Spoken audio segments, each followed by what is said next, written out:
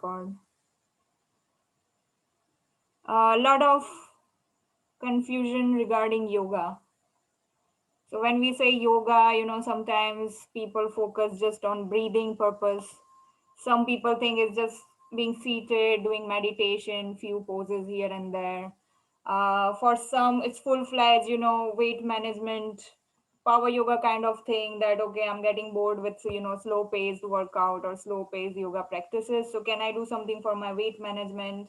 And, all together, it gets very uh, kind of overwhelming to understand this whole structure of yoga. It is like a full-fledged tree, where the roots are coming from basically pretty much 1300, from 1300 BC.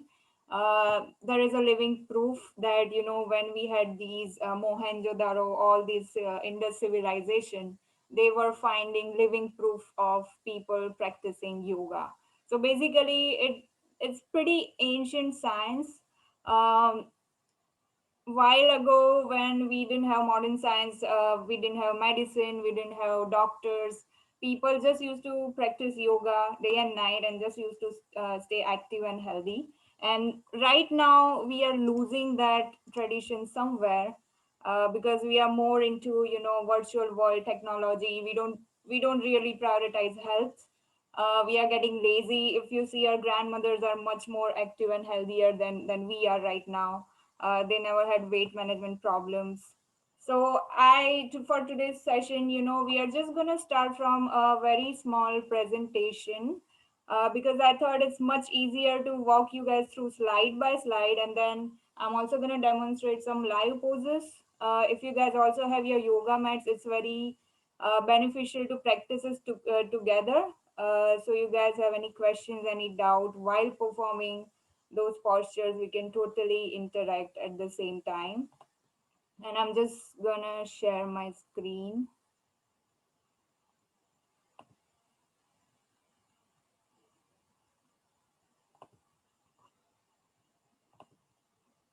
Like I said, whoever just joined, if you guys have any questions, any doubt, I'm just staying back by the end of the session.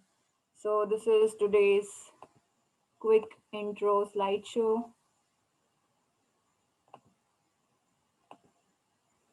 Okay, I'm using PowerPoint after a while, honestly.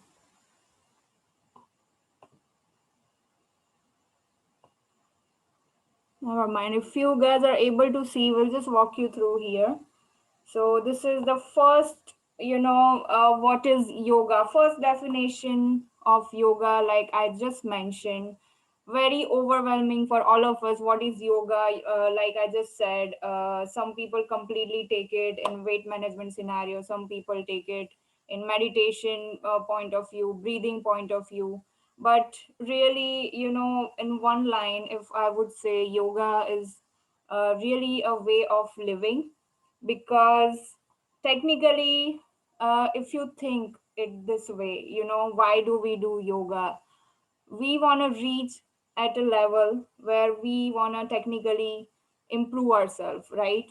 So let's say if I'm having anxiety, I'm having weight management issues, I'm having chronic pain, which is very very common. I'm getting a lot of inquiries about chronic back pain, um, especially for women going through a lot of hormonal changes after delivery. These things become very very common.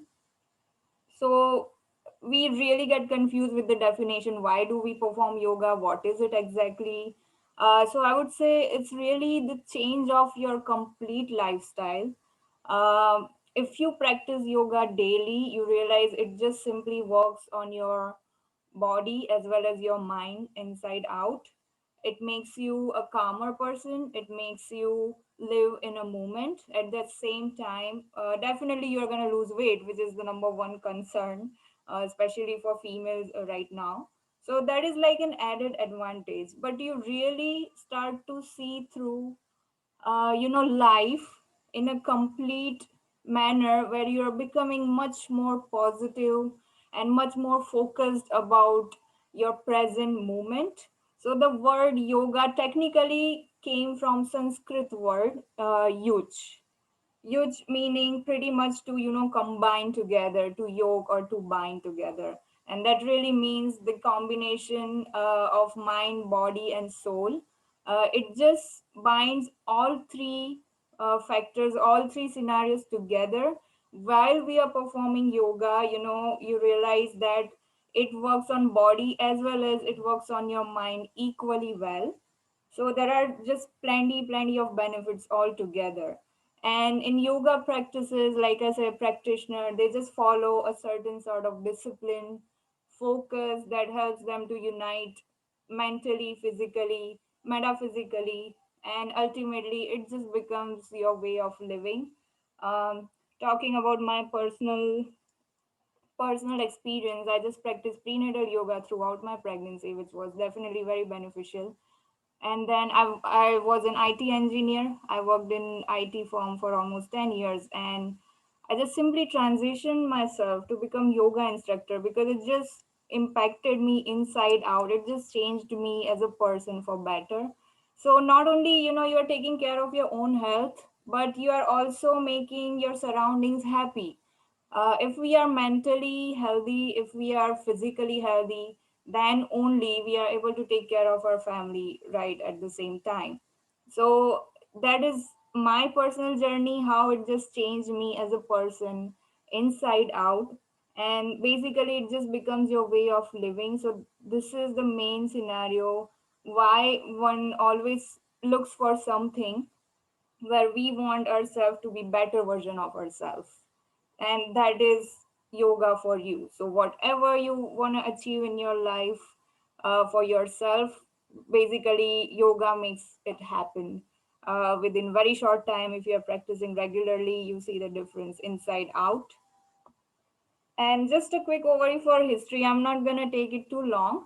So basically, it's believed that Lord Shiva was the first one to perform yoga. If you see that Tandav Nritya, we are saying that his posture are all about yoga positions, seated in Padmasam, meditating. If you see Nataraja position is also performed in yoga. And technically, he passed down his knowledge to Maharshi Patanjali, and he's believed to be father of yoga.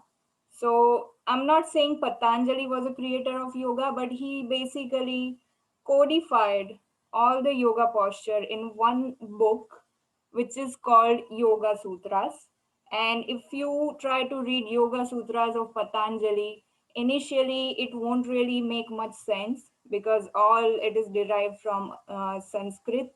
But technically, just for our knowledge, it was basically invented and codified by Maharshi Patanjali, and which is what we are practicing. Ramdev ji's company name is Patanjali, and that is how it came from here. And talking about basic tree of yoga. So there are total 8 limbs of yoga. Now this will answer your confusion about, is it meditation, is it posture, is it breathing? So when we look at entire structure as a tree of yoga, it basically starts from number one. This is called yam. It pretty much means your values as a person. So when you consider yourself a real yogi, you really have to implement these values. I'm not saying have to, but they naturally come to you when you're practicing yoga. You become more positive, thinking about somebody in negative manner, rather you become positive about that person, you become less judgmental. So all those values are part of yam, truthfulness, non-violence, all those values. Then we go to niyam. Niyam meaning pretty much self-discipline. So being a yoga instructor, I have to practice myself if I want to teach well to others. So just waking up at 5:30 in morning every single day. All this talking about your own self-discipline. If you guys are practicing every single day, you see the change of lifestyle, change of schedule, and all these values, they just gradually you start attracting them in your daily routine. So that is yam and niyam for you. Then we come to asan.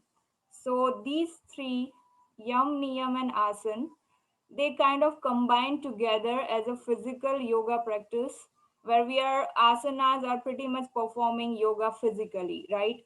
So when we are listening to these phrases like downward dog, upward dog, cobra, all these asanas are part of physical posture practice. So these are top three combination of your three limbs of yoga.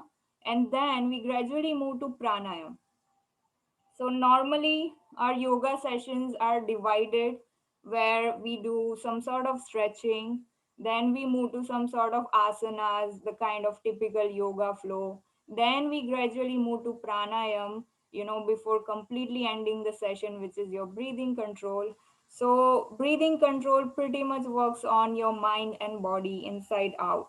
Asanas make sure to, just keep your body healthy, as well as you are focused while performing these physical posture, because we always work with inhale and exhale while performing yoga.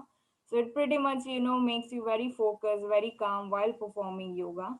Your pranayam practice is pretty much breathing control. You guys must have heard names like anulom vilom, kapal bhati, shitkari. There are so many other pranayams, brahmari, bhastrika. Those all are coming into pranayam category. And it's very important to move from asana to pranayam, because breathing works on your nervous system, your mind. It also keeps your lungs healthy, it keeps you immune. So this is like the top four stages of entire yoga practice. Pratyahar meaning pretty much, you know um I would say just withdrawing yourself from outside and internal focus. So, when you are done with your pranayam practice, I encourage a practitioner to be seated with eyes closed at least for 30 seconds. And in those 30 seconds, we are pretty much drawing our attention inwards to get prepared for the third stage, final stage, which is meditation, dhyan, and dharana. So these are your, last, pretty much second last two stages, where we are also doing meditation. We are also doing Shavasana, and sometimes we also do guided meditation depending on, the day, the mood. Sometimes I also ask in the beginning of the class if they like to have guided meditation. It feels really positive in your body, very encouraging. And final stage is Samadhi. So this stage is pretty much, the one which Buddha performed. Samadhi is very hard to reach, and it's only performed by the sage, the saints pretty much seated in Himalayas, who are seated for years and years in their Samadhi position, which is technically a very, very advanced stage. And it's not really possible to do this in daily life. So, this is the whole eight limbs of yoga. This is how it works. So every single time when you get confused in your mind that Jui yoga, meaning what do you do? Like, do you teach asana? Do you teach meditation? Is it only breathing? So this is how we are moving through our entire session, where we are covering all eight limbs of yoga, starting from stretches and asana, moving to pranayam, and then final meditation and breathing. So your body gets full advantage in every session, inside out. And once you are clear with eight limbs, there is no more chance of confusion when somebody asks you how is it derived, what is yoga.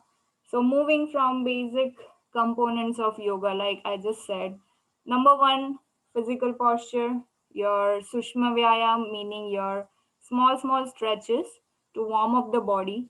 Then we move to certain bigger stretches, certain sort of flow in the practice. So in foundational yoga practice, session consists all three of these together, which is also known as Hatha Yoga. Now, if somebody is a beginner, let's say even if you are advanced or intermediate practitioner, if they are coming to me for the first time, I always encourage them to start with Hatha Yoga, which is normally we have this session Thursday morning. Why? Because this is the most basic foundational practice and understanding of your regular yoga practice. Unless and until you guys are clear with your Hatha Yoga practice, if you're directly jumping to power yoga or any other sort of modern world yoga practices, you won't really inhale proper benefits because you are not even clear on your basic understanding. So if anybody's coming to me, my first statement is always start with your Thursday class, which is Hatha Yoga session. Once you are clear with that, you can move to other sort of modern world practices. We have vinyasa flow, we have power yoga, moving forward as I get more time. I'm also going to host restorative yoga, yin yoga, which are much more like, slow paced practice. So there are plenty of other practices which are basically derived from this one heart yoga practice. So this is how you get clear how many types of yoga are there. If you're signing up for certain class, in their schedule, you just see vinyasa flow or you see power yoga, and then you get confused that I'm not really sure where should I go for the class.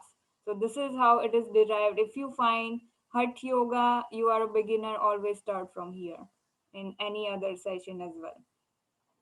Now, this is just a little deeper understanding on asana. So, asana is pretty much combination of seated posture, forward bending, backward bending. There are twisting position, and each movement always work with inhale and exhale. So let's say if I'm raising my arms up, I'm going to instruct inhale, raising your arms up, exhale, bending forward. It always works with your breathing, and that's how we always perform any asana, any physical position in yoga. Then number two, we move to pranayam. So like I just said, combination of breathing practices for nervous system, focusing your attention. In fact, some pranayam like anulom vilom are so powerful that if you are doing this daily, regularly, scientifically it's proven that it can even balance out, it can even control cancers. So we should never underestimate power of breathing pranayam, especially in the times of COVID. I'm highly encouraging everyone to perform pranayam if they don't have enough time, at least for 10 to 15 minutes daily. And there are a lot many other advantages like listed here around. It works on your diaphragm, digestion, your lungs, everything all together. And from there, we are moving to third stage.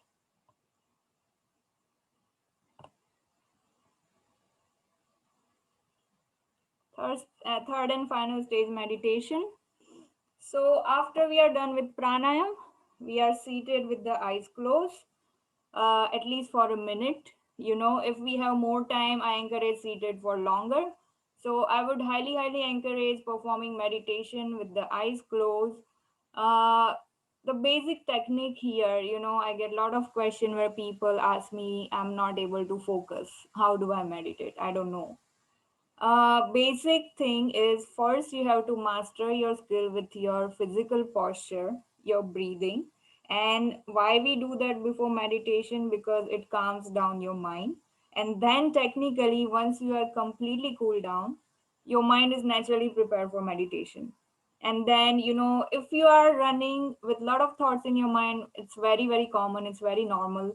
In fact, we are supposed to think while meditating, but the key here is not to suppress your thoughts. Let them come and go. Just observe your thoughts and don't get attached to them. Don't get influenced by them. Don't let them rule your mind. So as the time passes with the meditation, the biggest advantage you guys are going to see is your mind doesn't control you anymore. Sometimes these days, especially with anxiety, obsessiveness, we are having those obsessive thoughts in our mind because this is a very abnormal scenario where we are seated home doing nothing. The social life is very, very much on the pause, so it's very common to have those negative thought pattern in your mind, and meditation has helped me a lot.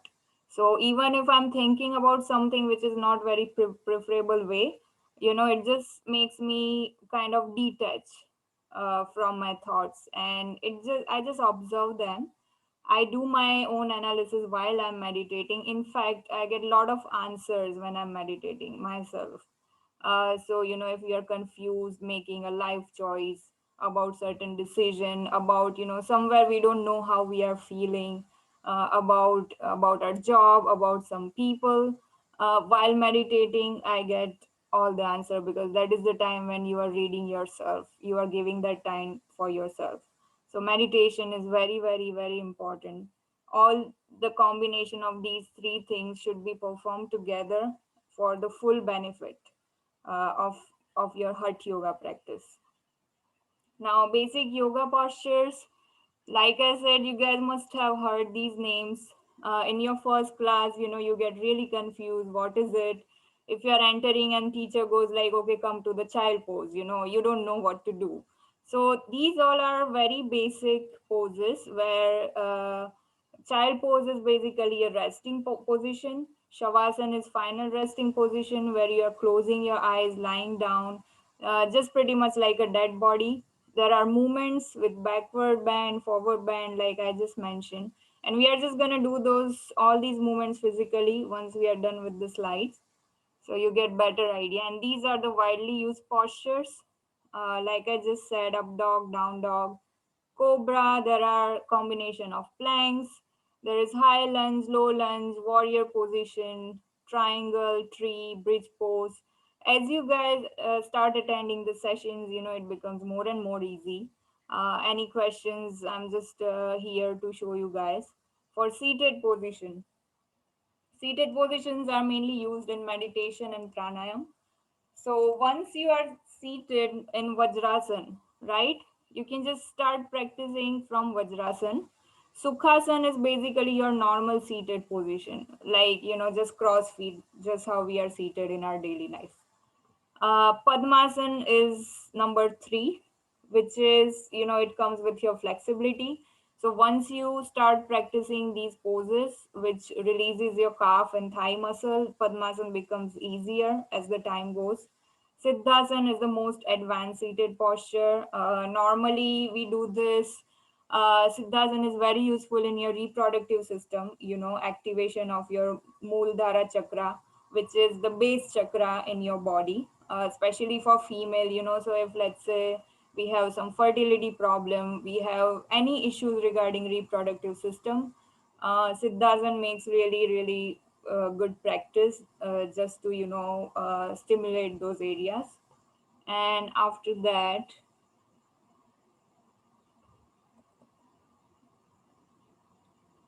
talking about pranayam. So you guys must have heard Anulom Vilom Pranayam. It's very common, very powerful. Bhastrika, Pranayam, Kapal Bhati. If you are watching Ramdev Baba at all, like he's a big, big fan of all these pranayams, like I said. These are very powerful techniques. We perform all of these in our each session. So let's say Tuesday we are performing Kapal Bhati, Thursday we do Anulom Vilom, or in power yoga we do any other pranayam. So normally we are going rounds with all these pranayams. Very, very important for your body. And final conclusion, so the purpose of yoga is, like I just said, if you're just looking at this image, I'm just making it a little bigger. Okay, these are some of the well-known benefits. I cannot stress enough about, the healing power of yoga. But like you name it, and if somebody comes to me, does it work for so and so disease? Answer is 99% times always yes. And I have seen those magical powers on myself, so I cannot stress enough to convince you guys. Even if you don't have time to technically join any sessions, you can even follow any YouTube channel. You can just do 15 minutes of pranayam meditation, and if you do these all together, like I said, it just works like charm on your body.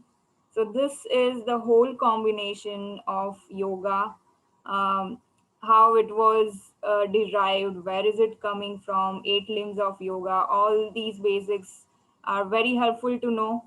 So when you are starting with your yoga practice, it becomes very, very easy.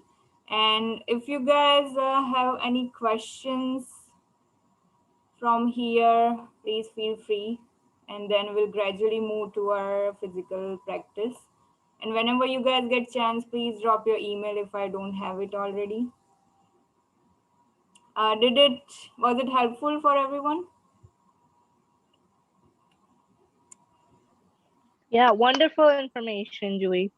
Some of it I encountered for first time, so it's quite a Yeah, nice detailed overview of the history of how it evolved. And some of the elements are more common, like meditation and pranayama, but we didn't really know like how it can benefit, where it can benefit you, how far it can take you. So nice to know all yeah. that. Yeah, it definitely helps, right? And very important to know. Actually, the only sad part is I keep thinking where should I accommodate a session where people are not jumping in and I'm asking them to start from child pose and then I have to explain what is it. So I think this is a very organized session in that manner, where I also done recording. So if anybody else also needs help, please feel free to pass. Any other questions, anyone? So this is fully interactive. Nobody's judging you guys. Don't worry about it.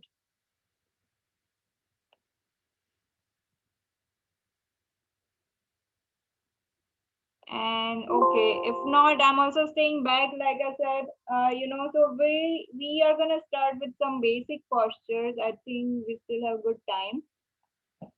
So in any traditional yoga class, like I said, especially talking about Hatha yoga, right? When we are entering, we always start with warming up the body. Uh, Pretty much we start from the neck. Sometimes I also do something with some massages with ear. This is basically to activate certain points in your body. So we start from ear. There are some neck stretches. So just for example, I'm catching my right ear with left hand, stretching your neck, holding one side, other side. Now, getting clear with our breathing while performing certain posture. This is very important. So, whenever we are pausing, right? So, let's say if I'm stretching my neck, going to the left, here there is 5 second pause. Always breathe normally, right? There is no pausing with your breathing, right? Doing on the other side, same thing. When I'm asking you to pause for 5 seconds, just continue breathing normally, right? Come back. This is how always breathing works. Any pause, there has to be always normal breathing. Any upward raising position, like I'm just gonna move myself so you guys can see here. Okay, so we are seated normally. This is called Sushma Vyayam practice. Sushma meaning minor. It just works on all your minor muscle of your body. It works very well on your bigger muscle at the same time. So let's say I'm raising my arms. I'm always gonna say inhale, raise your arms up, stretching your spine. Whenever we are going opposite from the floor, 99% of times it's always an inhale. This is the easiest way to remember your breathing. So I'm inhaling, raising my arms, exhale, bending forward and leaning forward. Whenever I'm coming closer to the floor, it's always an exhale. Okay, this is a rule of thumb. And you guys will find a lot of confusion if you directly jump into some vinyasa class. Vinyasa meaning flow. There is no pausing in between the flow. So you are standing up, stretching your arms, inhale, exhale, bending forward, how we do normal sun salutation. I'm sure you guys, many of you are already familiar with Surya Namaskar practice, where we are working with constantly with inhale and exhale. And initially, even myself used to be confused in my teacher training that should I inhale, should I exhale? But this was the easy way to remember that, every single time you're drawing yourself towards the floor, normally it's exhale, you are coming opposite, it's an inhale. Now starting, this is how it's going to be the Sushma Vyayam practice. We do some side bending, so raising your arms, inhale, left arm up, bending to the right. Now I'm holding this position 5 seconds. So after you are exhaling, you are always breathing normally while you are holding. Coming back up, inhale, right arm up, exhale, bending to the left, and again holding 5 seconds, normal breathing. And this is how we kind of warm up, activate the muscles. So if you guys are doing this with me, you realize right away how important it is to first warm up the body here. Again, inhale, raising your arms up. For the next stretches, looking up. Exhale, bending forward, going as low as you can. And whenever we are bending forward, the spine has to be nice and long. So don't hunch from your spine like this. Sometimes we make a curve with the spine, which can be very damaging. So just keep your spine nice and long and coming forward. If you don't feel too stretchy here, I would recommend yoga block. I would just recommend going only as far as you can, because basic rule of yoga is that you should never over push your muscles. And I just don't like sessions where instructors are like really pushing hard and hard. It can just basically damage your muscles because they are not used to it. So let's say even if you are staying till here, totally fine. As you practice more and more, you will get here. And in moving further in next 6 months, you are just gonna bend forward all the way. So when bending forward, again I'm holding 5 seconds, normal breathing. Again, when I'm coming up, inhale, raising my arms up, exhale, release. So just with this quick, stretchy breathing practice, not only you warm up your body, you feel really great in your nervous system. Days when I wake up a little sluggish, there's cold, there's a lot of snow, I don't feel like doing anything. I just do some of these stretches, 5 to 10 set of stretches, and I'm very happy. I'm good to go.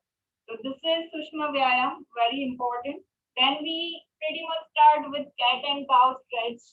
So for that, this is called tabletop position, where your knees are pretty much wide enough to be in one line with your hips.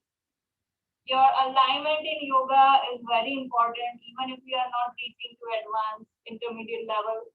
Even if you are just doing basic stretches, alignment is number one thing, so please focus on that. And I keep reminding in every session. And your shoulder and wrist has to be in one line. This is your tabletop position. For cat and cow, this is very important to warm up your spine, right? So before we start any sort of flow, any practice, spinal alignment are very crucial. So for that, inhale, dropping my belly like this, lifting my sit bone, lifting the gaze. Exhale, rounding the spine up into chest. One more, inhale up, exhale down. And this is the cat and cow movement where the spinal flexibility and warm up is very crucial. And this is how we always start with the warm up. And from here, we slowly start from the flow. Right now, people are little confused when it comes to Hatha Yoga versus Vinyasa Yoga. What we are doing in our session, we also do proper asana, Hatha Yoga meaning you are performing certain asana for certain amount of time with the break in middle. So easiest way to show this is, let's say I'm doing Matsyasana, Ardha Matsyendrasana. Okay, this is the position, works very well on your digestion. This is the Ardha Matsyendrasana. I'm holding this for a good 1 minute, one full minute, and coming back, releasing, resting, and doing the same thing on the other side, opposite side, holding and resting. This is Hatha Yoga, where you are taking enough breaks. You are holding certain position for long amount of time, 30 seconds, 1 minute. Some people even hold for 5 minutes with advanced stages, right? And for the flow, which is similar to sun salutation practice, where you are constantly moving. So in basic sun salutation, if you say standing, inhale, raising your arms up, exhale, coming down, taking your left foot back, lunge, right? This is inhale, exhale, plank. So this is how the flow works, where there is absolutely no rest. in middle. And we always go with inhale, exhale, similar to sun salutation. That is much of like a vinyasa practice. So if you sign up for vinyasa flow class, they move fast paced. There is absolutely no break in vinyasa. You are sweating kind of. Sometimes you get tired if you are just starting out. So in our Hatha Yoga practice, we also do breaks. We also drive to smaller flow because our intermediate level practitioners are kind of, if we do complete Hatha Yoga, they get bored. So I also accommodate small flowy kind of practice in middle. And then in the end, we do pranayam and shavasana all together. So that is how a normal Hatha Yoga class works. I'm also trying to just, kind of separate a very beginner batch from intermediate to advanced. So we can just start out with basic posture, Hatha Yoga, how the breathing works, if your alignment is correct or no. So I prefer to take small group of people in beginners class. In intermediate, like mostly we practice for almost 1 hour. I used to teach from India. So we are almost there where we are aware of downward dog, upward dog, all these positions. So it's not that much of a problem. But this is how a very basic sequence works. So if I give you guys demo about the sequence here, this is your downward facing dog. So from tabletop position coming to downward dog, you're pretty much lifting your sit bones up as high as you can. Now, initially, as a beginner, you might not have your heels completely rested like this. It takes some time to stretch your muscle, your calf muscle. It's okay to keep your heels higher. It's okay to bend your knees. If this is how your downward dog looks, it's completely normal. And with the practices, you pretty much stretch your calf, your thighs. You lift your sit bones as high as you can, scoop in your spine. This is your original down dog. Now let's say if I want to perform a flow here, okay? So I'm inhaling, taking my left foot up and in between my palms. This is low lunge. My right knee is hovering up and then I'm resting on the mat. This is my low lunge plexus. And from here, if I'm coming to high lunge, I'm taking my toes and fingers, focusing here, lifting up, engaging my core. This is my high lunge. And this is kind of like your flow here. From here, let's say you're opening up to the left, coming back, plank position. Very, very common. You keep seeing this all the time in yoga. From here, going to half plank, onto the mat. This is your cobra, bhujangasana, and again downward dog. Right? So this is how flow works. Like I said, as you guys practice, there will be less and less confusion. But very basic positions here. For Vajrasan, Padmasam, for Pranam practice, this is the Vajrasan. You are seated on your shin and your calf muscle has to be a little stretchy. If it is not, I highly encourage keeping a prop here in middle. And you can have a pillow, you can have a folded blanket, and then you can sit and perform your pranayama. After this, there is Padmasam. So you just basically tangle up your calf and shin, seated in Padmasana, and from here you're performing your pranayama. It's completely your choice. So normally when you are not flexible, you can even start from Sukhasana, normal seated position, and do your pranayama. Then we move to couple of stretches, which really helps you to get into Padmasana position. And then the final meditation. So you're just seated with your palms open, deep breathing, eyes closed. And I would just ask to take at least 2 to 3 minutes, just seated with the eyes closed, just observing your thoughts. And that's how we end. Right after performing physical posture, there has to be Shavasana.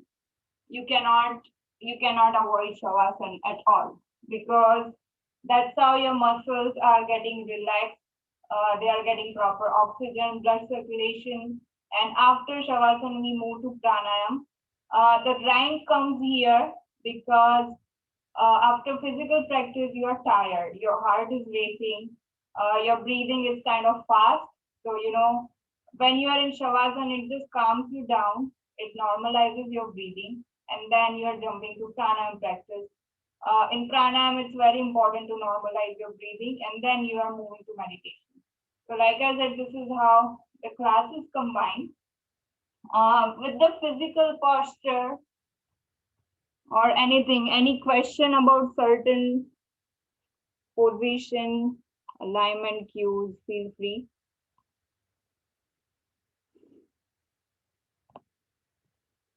So these were our basic physical positions. Apart from this, Jui, yeah, Jui, can you show us the Siddhasan sitting position? yeah. So Siddhasan is basically, if you want to practice, if it doesn't come out right away, totally normal, because it's a little advanced stage. So let's say you bend your right knee. Okay, this is how I'm doing it. I'm pretty much adjusting myself here, bending my right knee.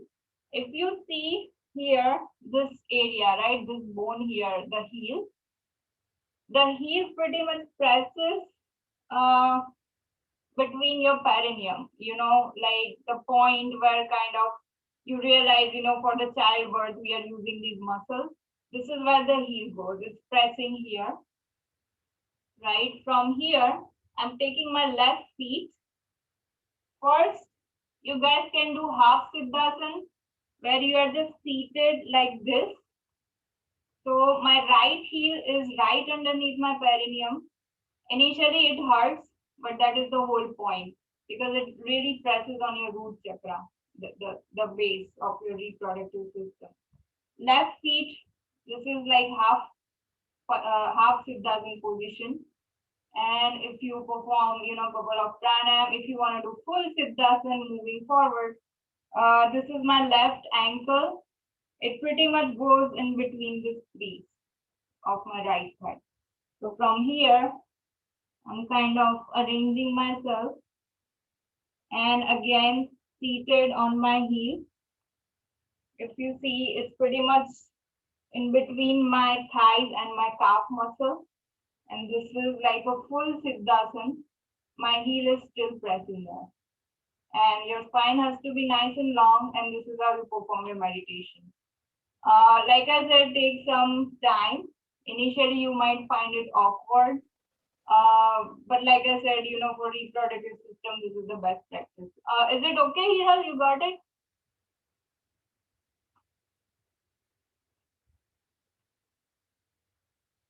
Let me know if it's not clear.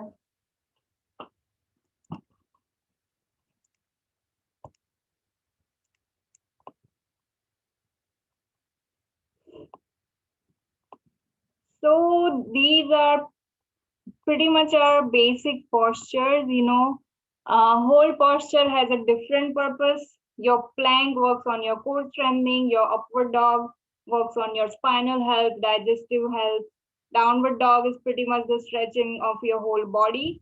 Also, any forward pose we are doing, the blood circulation really moves forward to your mind, your brain. It really recharges you to, perform your task ahead. This is how the whole flow is combined. This is how the class works. Guys, any questions? Please feel free. Like I said, especially if you guys are completely new, didn't get anything, any posture or breathing. Apart from that, Kapalbhati. So Kapalbhati is a process. It's a cleansing process. It technically doesn't fall into pranayam category.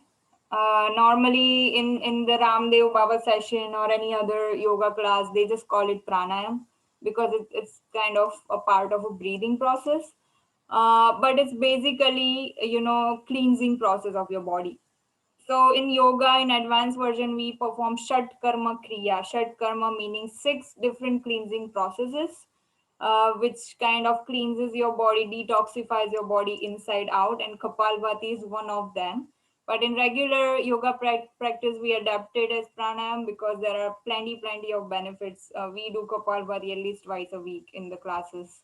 Very important for your immunity, your weight management, everything. Uh, I think that is it. We pretty much covered the roots and postures and everything.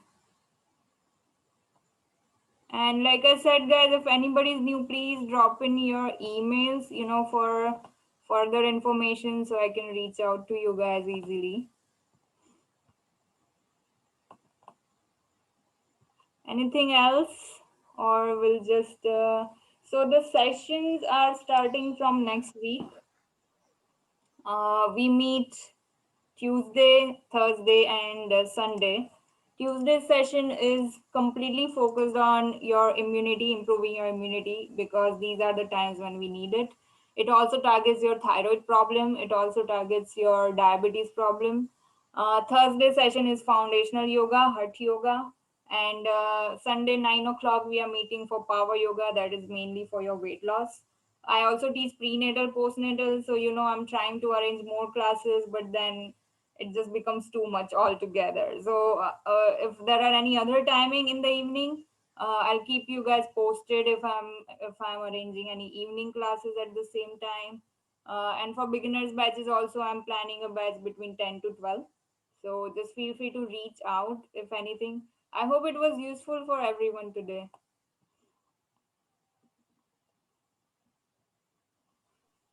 It Yes, was. Yes, thank you, Judy. Thank you,